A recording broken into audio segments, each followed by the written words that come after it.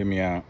Today is Wednesday, December the 31st, 2025. This is So Says Mr. Thunder. I'm Mr. Thunder. And this is the podcast. If this your first time coming, I sure do appreciate you for taking the time. Somehow you heard about it and you found it. And now you're here listening. So I hope you get something out of it. For those of you that have been rocking with me since the beginning, man, I appreciate you. That's all. That's all I really can say. Is I appreciate those who do support and participate in this, because I think it's valuable to everyone in some form or fashion. Because it's not about me; it's about you.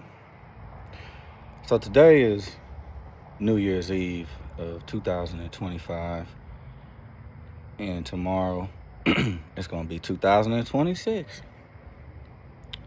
It's even wild hearing myself say that. But man, what a journey it has been in my life to make it this far. Never would have thought I've been here, but I'm here now, and I'm just taking an appreciation for the lessons that I've learned along the way, good and bad, mistakes, good decisions, bad decisions, everything that I've done to this point that's made me who I am today. No excuses and no regrets. Because everything has a purpose, whatever it may be. It's what you acknowledge and what you accept, along with the things that you no longer accept and reject. So with that being said,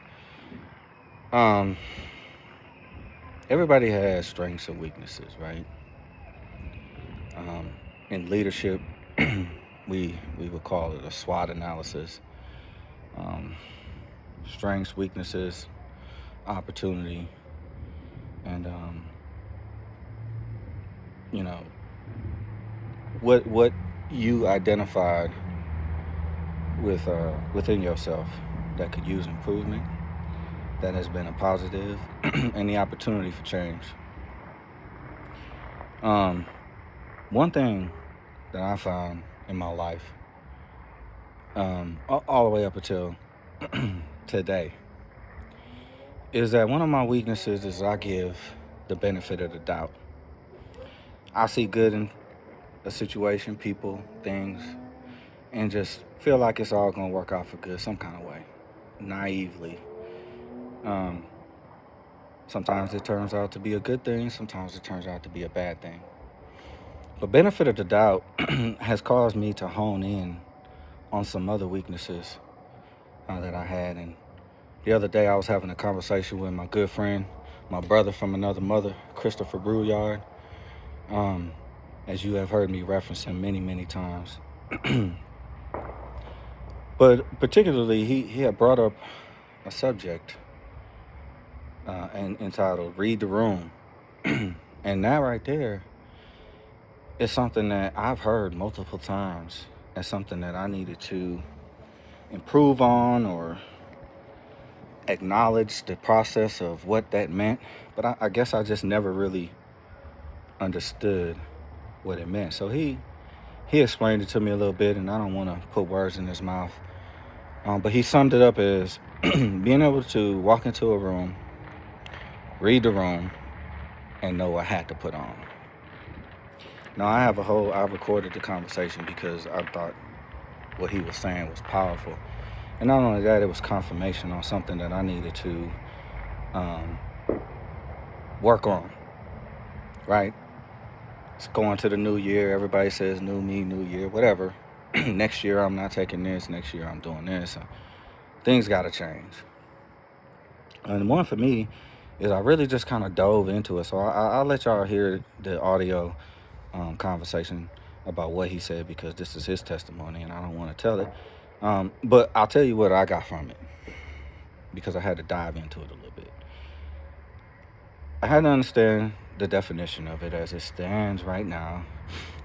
The statement "read the room" means the understanding or be sensitive to the mood or the feelings of a group of people that one is addressing or engaging with. Why they hit me so hard was because I'm always preaching about or making a comment about the skill set of being able to say something so clear and so precise that people have no choice but to listen. So I feel like I might have missed out on some opportunity for knowledge behind the inability to read the room. So I looked at it as spiritually. What's that mean? So it basically spiritually, it means using spiritual discernment, wisdom, and observation to understand the spiritual, emotional state of people, knowing when to speak boldly, offer grace, or give a gentle word rather than just assessing physical cues or social dynamics. Now that goes back to one of my weaknesses, is the benefit of the doubt. When you give something the benefit of the doubt, you don't really take the time to observe the situation. So I dove a little bit deeper. Where in the Bible does that statement stand true in a way that I understand? It's James 1:19. It says, "Wherefore, my beloved brethren, let every man be swift to hear and slow to speak and slow to wrath."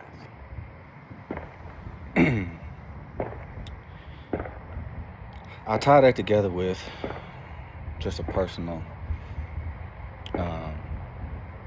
transparent moment. I grew up in an environment where you had to be tough. You had to be the man. Everything had to be chin up, chest out, walk with authority, speak with authority. And it was something that helped me get through. It was also something that caused me problems. So if you don't know me, or you saw a picture of me, I'm pretty tall. I mean, I think I'm average, but anyways, I'm 6'3" and I'm about 235 pounds. So I'm a big dude, right? Compared to what the average man is. Not to say I'm more physically fit, I look better. None of that. I'm usually the biggest person most times in the room. And because I know that people are intimidated by a look, a sound, a feeling that I give off, because I'm going into a situation or a room or I'm encountering people with that attitude, like everything's all good. I may walk in a room and be in good spirits, be in a good ass mood, but because my idol face, or what people call the resting bitch face, is usually frowned up. I look mean. I've been told I look mean. So immediately people have already assessed me as confrontational, hard to approach, things like that. Then there may be times where I'm in a fucked up mood and I walk in the room and I don't want nobody to know. So I'm smiling. Everything's good. I'm acknowledging everybody.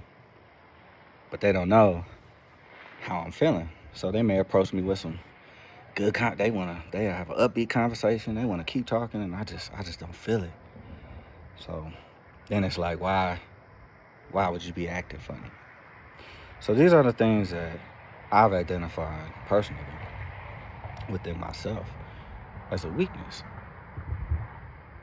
All because I operate on benefit of the doubt and have had an inability at times to read the room. Now, I don't know about you, but I'm can't hide. Like, I can't hide when I'm out. I can't hide when I'm in the room. So people notice me. As hard as I try to just not be seen, I'm always seen. Somebody may feel some kind of way. And they may say, well, maybe you should read the room next time.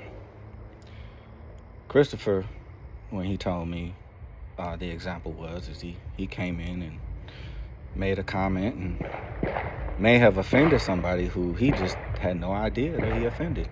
Nothing bad. Nothing bad at all. Just people have different views of things. But he just pointed that out as one of the things that caused somebody to bring that to his attention. And I've heard that so many times in my life that I feel like now, going into 2026, as you hear these fireworks going off on my side, of course. But going into 2026, I mean, it's happening. I had the ability to identify a weakness within myself. Seek an answer. Take how it was delivered. Consider who it was delivered from every time that it was. And put together the formula of I need to understand sometimes that I need the ability to read the room. I need to work on that. I need to work on understanding or being sensitive to the mood or feelings of a group of people, or the one that I'm addressing, or those I'm engaging with. With the spiritual understanding of using spiritual discernment, wisdom, and observation to understand the spiritual and emotional state of people, knowing when to speak boldly, give a gentle word, rather than just assess the physical cues and the social dynamics. Take a beat, as they say. And then also remember that in the Bible it says, wherefore, my brethren, beloved brethren, let every man be swift to hear, and slow to speak, and slow to wrath.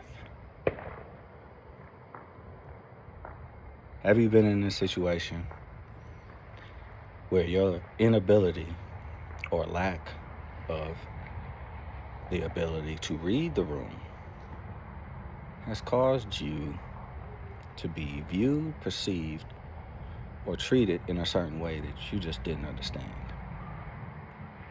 Have you gone into a situation with the benefit of the doubt attitude, like, this is a good thing, everything's gonna work out, and then maybe become disappointed when that plan didn't work? Did you have a project that you worked on where you thought you understood what the assignment was, but what you produced was the total opposite of what was being asked of you? Do you, can you, will you be able to read the room as you walk into 2026 with the understanding and the spiritual discernment of listening first and then choosing the right hat? This has been So Says Mr. Thunder. I'm Mr. Thunder. I sure do appreciate you for coming and just chilling with me for a little bit and let me share that. I believe that as it's helped me, it may help somebody else. And if you have anything you'd like to say about it, I'd love to hear from you. 10 minutes of your best is all I need for you to drop that knowledge. Whether you agree, disagree, have another point of view, or you would like to put a spin on it to make it make sense to those who don't understand what I'm saying. Because again, it's not about me, it's about you. I can only use my example as the story that I tell, but I'd love to hear yours. I'm a Native American of this country. There ain't a damn thing you can do about it. This has been So Says Mr. Thunder. Until next time, go ahead and follow the Instagram page, So Says Mr. Thunder. Like this. And follow Instagram. It's all social media platforms. Anyways, until next time, y'all, man, from me to you, from one to another, I ain't got nothing but love for you. And I pray that everybody is blessed beyond measures to the point where they have the ability to walk into the situation, read the room, put the right hat on, and succeed, and leave that thing with a bigger pocket than they came in. Whether it's in your wallet or in your mind, you always want to add to it, because the value that lies in those two things can never depart. And when you can hold them together with what's in the middle, which is your heart, it ain't none but blessings from God that come down. So I believe it, I receive it, and hopefully you do too. Until next time, I'll holler. Peace.